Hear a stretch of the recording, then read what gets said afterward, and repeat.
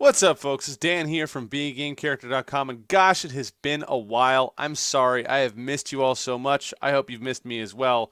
If not, I feel very bad about myself. No, I'm just kidding. It's been a little while. It's been a whole month, actually. Stuff's been crazy. Um, I would like to apologize for my unexplained and unexpected absence, but the issue is just I was just burned out from the holidays, burned out from a whole bunch of other stuff going on. I was just straight up done. I didn't update the blog much for those who follow the blog on the Be a Game Character website. I have not posted any videos really. I have gotten something in my eye right now and it's annoying. I just needed a break. Needed some time off. Needed to take a little while. In fact, after January was over, for the whole first week of February, I took off of work. So my day job, as it were. So I'm feeling much better. I'm feeling way, way, way better. I am fired up and ready to get back into making awesome content for all you awesome folks out there. We're going to start off with Q&A Tuesday once again. It's been a while, but we're going to jump right into some new questions. So first off, we have BenRex777 who says, "Hello, Dan." Hello. "I finally forgot to write a comment. I blame it on your question." Oh, it's my fault. "I had no idea on who to recommend, so I postponed it until I forgot it. If you could see any video game turned into a movie, which game would it be and who would you want to see involved in the project? One movie is not enough, but Metal Gear Solid. I think there is already a movie, but no one with actual actors in it. And I have no idea how any actor or director is called, with the exception of very few like Johnny Depp. So no names for me, but the movie has to be great and capture the atmosphere because the story is great. For me, the most important thing in a movie is to capture the atmosphere of the book or game it builds upon. In that regard, I need to praise The Hunger Games. The book was one of the better ones out there, and the movie as well, but the movie did a really great job of capturing the atmosphere of the book, and it was even able to make me look forward to see the different costumes of the actors in the movie, and it didn't disappoint me in the slightest.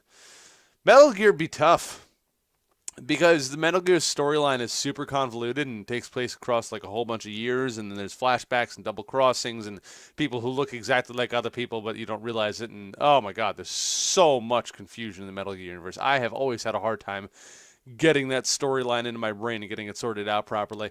Now the question for you. Yesterday we finally got some snow in Switzerland. In normal winters we at least get some in the mountains, but this year is crazy. 1 week ago I was in a house in the Alps and there was no snow below 200 meters above the sea. I didn't find the equivalent name for Americans, but 2,000 meters is about 3/4 of a mile. The weather in Switzerland gets stranger every year. How does the weather change where you live? We've actually had a remarkably mild winter compared to the past couple. As I speak right now, there's some snow on the ground outside. We had a snowstorm. We got like 8 inches or something like that. But that was our first like real significant snow of the year. The past 3 years before this have been like unseasonably cold for unseasonably long for New Jersey. There's this whole thing going on where basically they call the polar vortex, where the polar ice caps, the northern polar ice caps, it warms up so much up there that it pushes the cold air down towards us, like a high pressure zone up there, pushes all the cold air down towards Canada and the northern United States. So for the past 3 winters, it was like freakishly cold. Like there were days that New Jersey, where I live, which is normally relatively mild. Like, yes, we get winter, but we don't get, like, Canadian winter. But New Jersey was actually colder than Siberia, just to put that in perspective. So that was the past 3 winters. This winter has been surprisingly mild. Very little snow. We do get cold snaps, but they go away. The weird thing is we got snow on the ground now. We had snow yesterday. We got a giant amount of snow yesterday. We got, like, almost a foot yesterday. The day before that, it was 60 degrees out. Like, I was outside in a T-shirt. And then the next day it was 8 inches of snow and 18 degrees. It's 28 degrees today. Tomorrow it's going to be 42. And of course, those are all in Fahrenheit. But basically, we went from way above freezing down to below freezing with tons of snow. We're going to go back up to above freezing again in the space of like 4 days. So that's how the weather's been around here. Have a nice week, Benny. You have a nice week as well.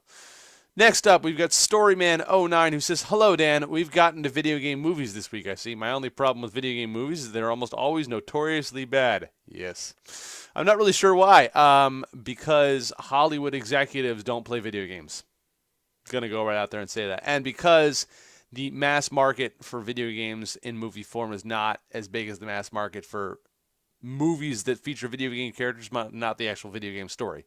If you're following what I'm saying, basically the idea that you're going to get a lot more people to go and see a movie that just has like a Hollywood style story with video game characters thrown into it than you are a video game story true to the various stories you're pulling it from, but that doesn't have like a Hollywood story plot line or a very simple, character structure or whatever. Like going back to the whole Metal Gear Solid thing. Metal Gear Solid, the storyline is way too complicated for anybody to get unless you did like a multi-season series on it or something like that. So if I get any video game turned into a movie, I'd probably go with something that's already silly and nonsensical and fourth wall breaking. I think I'd go with the Stanley Parable with, of course, Quentin Tarantino and Michael Bay. No way that could go wrong. Oh my God. But really, if they made a God of War movie with Quentin Tarantino, it could potentially be really cool and definitely more up Quentin Tarantino's alley. I'm not sure. Maybe. I would see Quentin Tarantino would try to realize it a bit too much, make it too realistic. Whereas God of War is just completely off the wall insanity sometimes. I would also accept a Jack and Daxter movie, maybe with J.G. Abrams or Steven Spielberg. Ooh, that could be fun. My question for you this week is: if the world ran under standard comic book / anime logic, where you can get pretty much get superpowers just from working out and training a lot, and or possibly awakening some inner force in the process, what superpowers would you personally develop from working out and training? Also, in that same vein, how is going superhuman and having no 0 days this year going? I quite liked that when you did it for Motivational Monday on it. Adopted the No 0 Days idea for myself. Anyhow, have a good week. Keep on, be awesome, and see you in the next Q&A. Story Man. So, a whole bunch of questions there. We're going to tackle them all at once. If I was going to get superpowers, it would be probably invulnerability and super strength. Maybe super jumping as well. I'm not going to get, crazy fancy or whatever. I would just be really strong and I'd be really tough.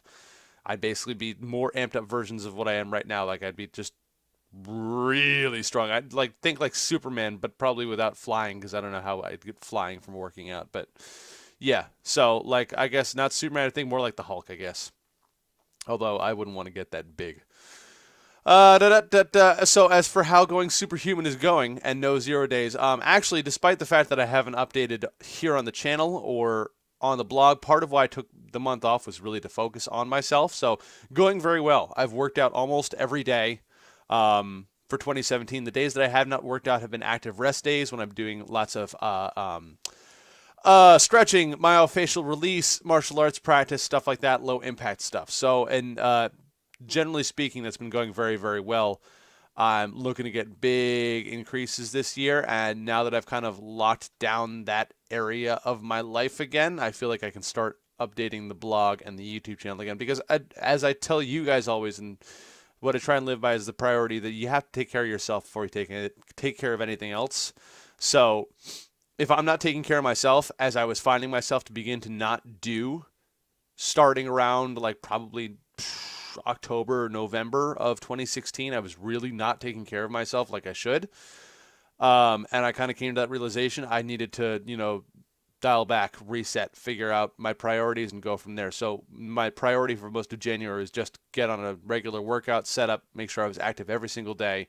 If not doing my specific workout program, if I can't fit it in for whatever reason, at least doing something. So that's been going very, very well. If you want, over on beagameCharacter.com, if you check out the forum, there's a workout logs forum. My workout log is on there. I try and update it daily. Sometimes I'll do batch updates, with 3 or 4 days at a time, but I have been very religious about keeping that regular, especially since the start of the new year and the whole No 0 Days program. And in fact, there was a blog post about it, one of the few posts that I made in January as well. So go check that out. That's pretty cool too. So that's been going very well. Thank you for asking. The Motivational Monday videos I want to bring back, but honestly, they were not getting the reception I was hoping for, so I might do them in a slightly different format, just because they were probably the least popular videos on the channel. They were getting very low views, not much in the way of comments or feedback, no shares or whatever. So obviously wasn't really hitting the vein that I was going for whatever reason. So going to retool, reset on that, figure out what I'm going to do in the future, and I think that's going to be the theme for most of the channel as a whole. I'm going to keep doing Q&A Tuesday or Q&A day. It will be Tuesday for now. We might reset the day depending on where we know we're going with the channel. But looking to do a lot more stuff in the way of workouts, skill breakdowns, and fight-like videos, as well as some more food videos and how-tos. Those are all the more popular videos. The motivational days, not that popular. the Q&A Tuesday stuff, honestly, not all that popular either, but I do this because I love talking with you folks out there. So we'll see. So thanks for the excellent question, Storyman, and I will see you in the next Q&A, which will be next week, now that we're back on regular updates again.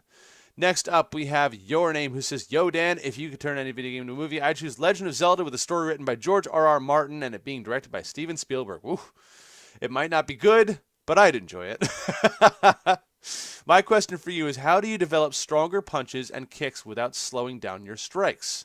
I feel like I'm at a plateau with my striking, and I don't really know how to bust out of it. Slowing down strikes makes your punches weaker. If we're talking striking force, force equals mass times acceleration. So if you decrease mass or if you decrease acceleration, and actually, no, I'm sorry. Let me look up the proper formula right now. Because it's not force times. Okay, so. Oh, cool. I've got a whole like science website set up here. So force equals mass times acceleration. Force is measured in newtons, mass is measured in kilograms, acceleration is measured in meters per second squared. Important note there. When you multiply a kilogram times a meter per second squared, you get a kilogram meter per second squared. So a unit for force is actually the kilogram meter per second squared. However, no one really says that. The unit for force is named after Isaac Newton and is called the Newton, abbreviated N. So basically, you have two ways to increase the force that your strikes are imparting upon what it is that you're hitting. You can increase the mass that's behind them, i.e. more weight, so make yourself bigger, or you get faster. You increase the speed at which you're striking. The other thing that you can do is change the body mechanics, which is very important to note as well. There's an upper limit to how fast you can accelerate your muscles, and obviously there's also generally an upper limit as to how big you can get. People worry about slowing down when they get big. The honest thing is, when it comes to just the strike itself, you're not going to slow down that much even if you get big.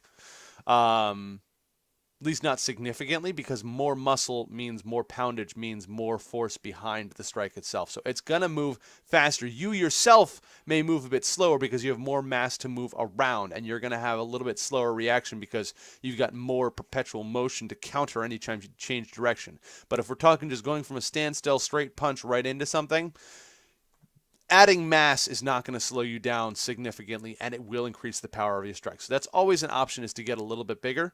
Put some mass on, get stronger while doing so, which is going to allow you to accelerate faster.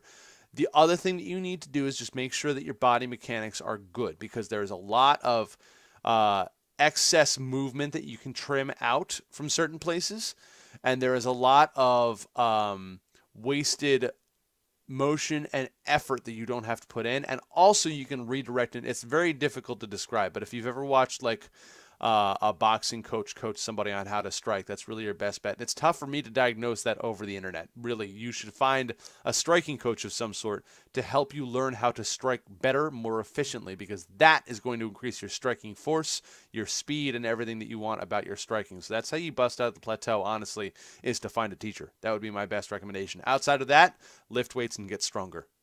One more question.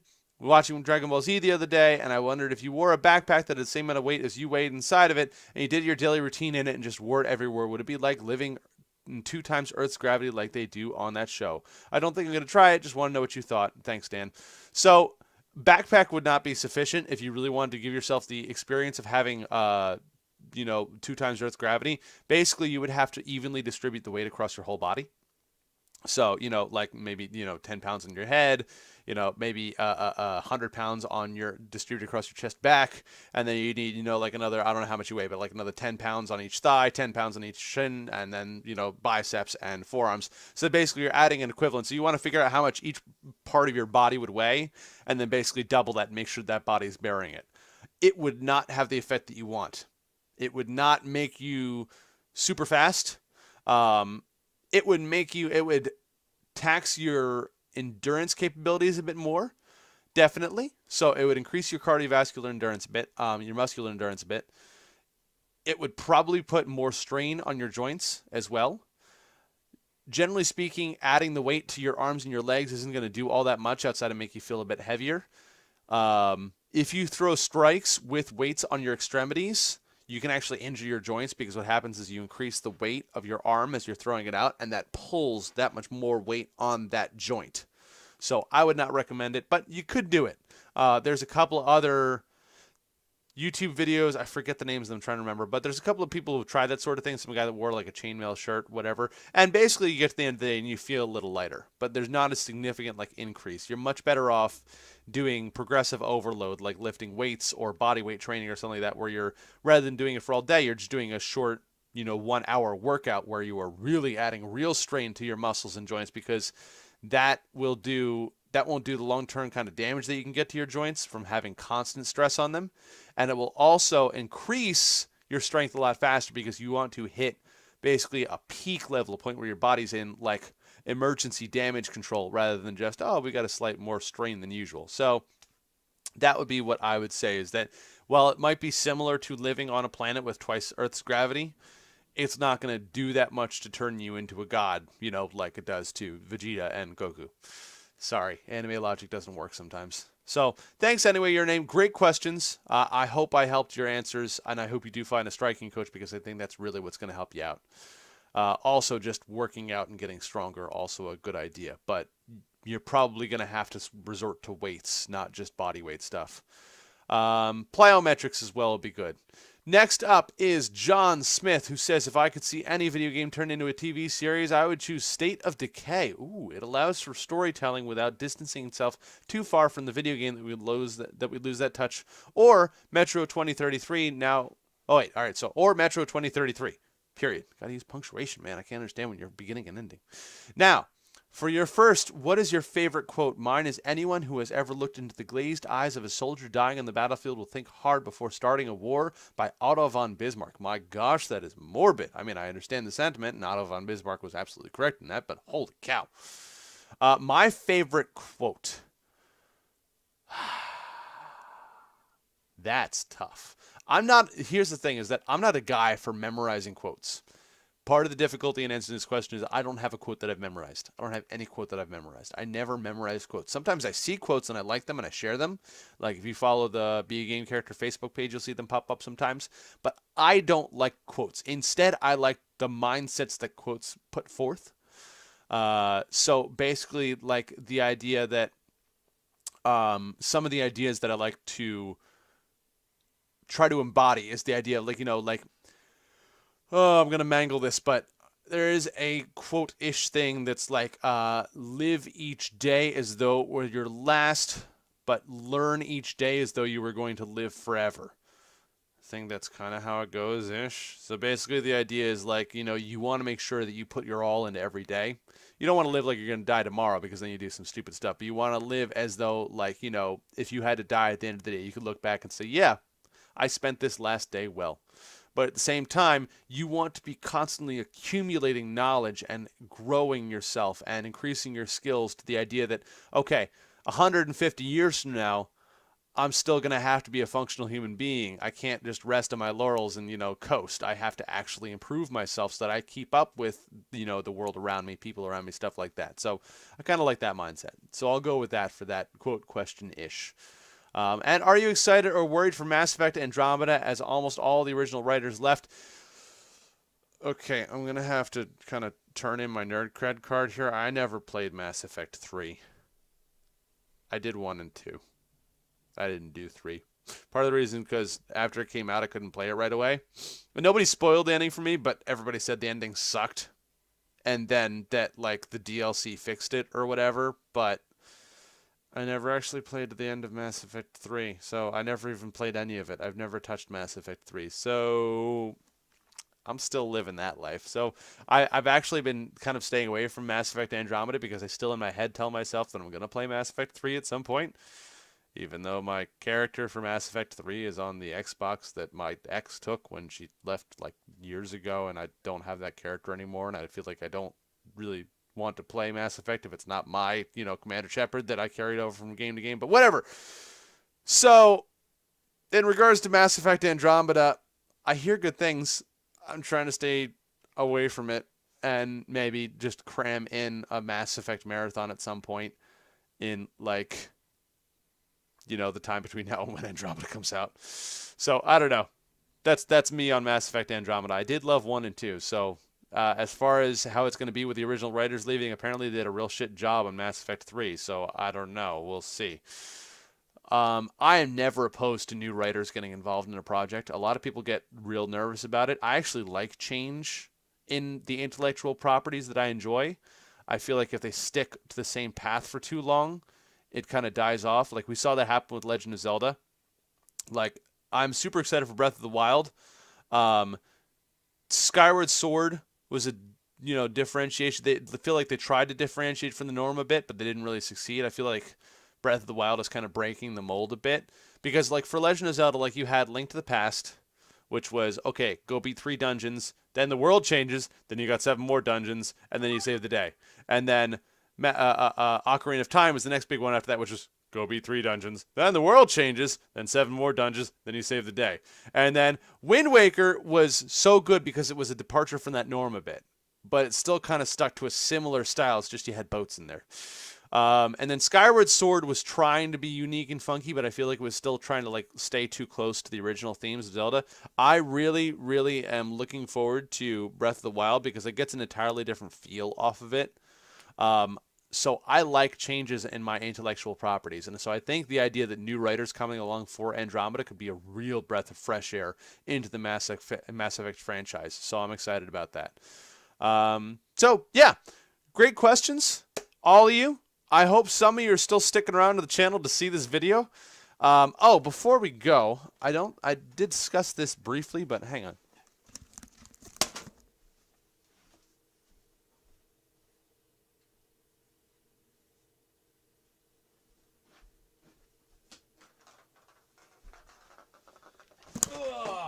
Hello again.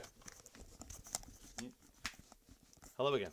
So, just a little update. Merchandise. We have shaker jars. Be a game character shaker jars. They're official. They got nice little. Look at this. It's got a nice little shaker ball in it. So this thing's heavy. You should feel it. It's heavy molded plastic. Very fancy. These look totally badass. They're for sale over on the blog. So go check this out. And also, we have the Gamers Live Forever t-shirt, which is the one with the zombie hand erupting out of the ground holding the controller. And then on the back, it's got beagameCharacter.com on it. So both of these are now on sale on the website. Kind of did a big sale back in January for stuff on the whole. But starting this weekend and going for probably the rest of February as well, I'm going to do coupon sales, like coupon hunts on the blog. So if you go over to beagameCharacter.com, look around. There's going to be ways you can get coupons to get discounts on these. We also have headbands. My phone wants me to answer it, but I'm going to ignore it right now. Hang on. Wait.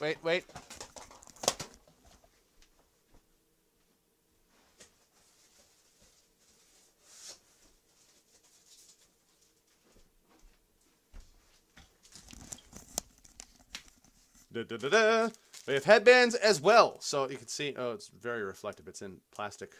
But Be a Game Character headbands, these are awesome as well. You've seen me wearing this before, and I've talked about it before. We got these a little bit further before the t-shirts and the shaker jars. But anyway, yeah, Be a Game Character swag coming right at you. You should go grab some. Like I said, coupon sale is going to be starting this weekend. I'm actually, I say this weekend, but actually I'm recording this during the weekend. So just before the weekend. So by the time you see this, the coupon sale will already be going. There's going to be a little hunt the coupon thing you can do over on beagameCharacter.com, and you will get fun coupon codes to use towards t-shirts or shaker jars or headbands. And there's going to be like, packages, like if you want to get like a couple of shirts, or if you want to get like a shirt and a shaker jar, or get like, the full beginner set. So you get like a headband, a shirt and a shaker jar or whatever. So yeah, that's it. So go check that out. That should be live by the time you're seeing this. And we should be back to regular Q&A Tuesdays again.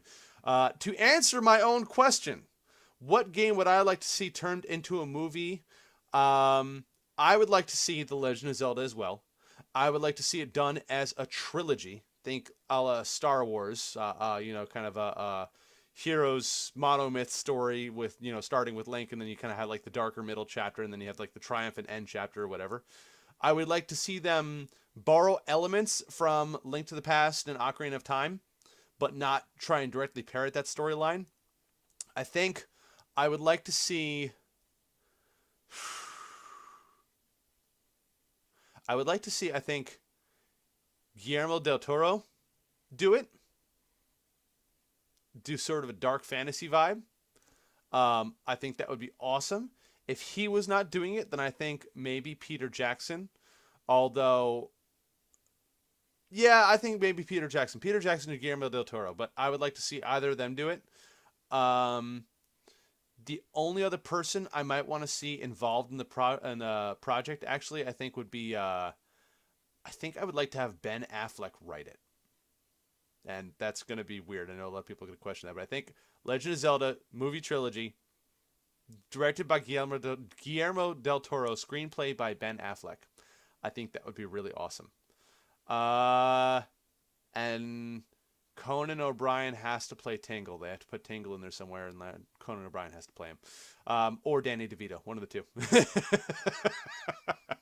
So that is that. That's the end of Q&A Tuesday for today. Thank you for watching. I hope you enjoyed it. It's good to be back. We'll be getting more videos going live on the channel again starting this week and continuing ad infinitum forever. So that's it. Love you all. Thanks so much. As always, remember, live boldly, change the world, and continue to be awesome. Bye-bye.